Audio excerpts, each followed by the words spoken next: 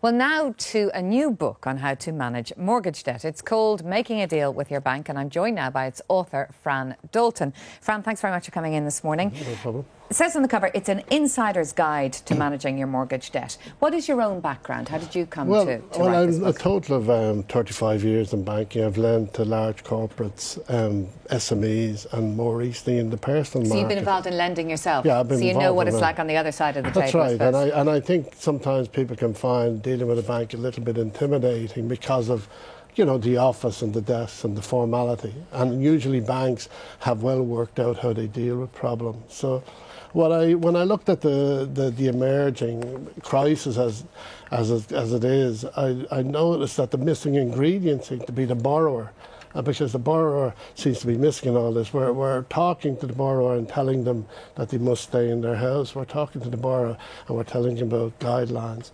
So I felt that really the borrower needs to get empowered themselves. They need to understand the processes.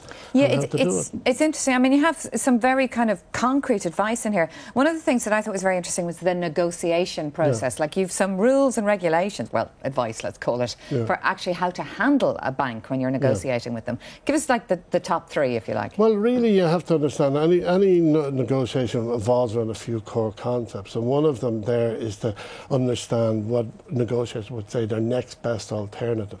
So you always have to know what's the bank's next alternative. And a lot of people would say bankruptcy. So if you look at all the processes, work out all the time what's in it for the bank. If I can do a deal that proves to the bank that their next best alternative is worse than what I'm offering, you have a better chance of actually doing the deal. But if you're offering them a deal and they know they can do better by another route. The other thing is trading value is another concept, whereby if you want to, you could use insolvency, but under the MARP process, you could go for a longer term deal. Whereas insolvency is 6 to 7 years.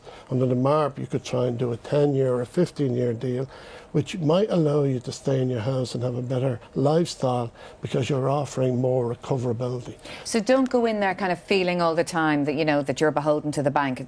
Kind of second guess what they're looking for and how you can get the most out of them. Well, what I say to people is, instead of saying that you have to stay in your house, park that for a minute and say, what is my best solution under all the different options? And then ask yourself the question that, you know, what is my best, how attractive, if I want to stay in the house, what's the best deal I can do and stay in the house? But don't go in, if you say to a bank, look, everything's on the table, but I have to stay in the house, well, your negotiation position falls immediately.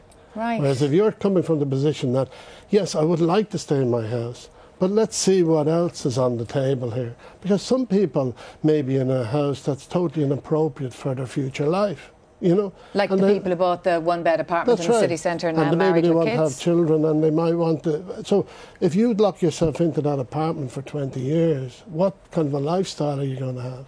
So you might prefer to do a deal with the bank that involves giving up the house.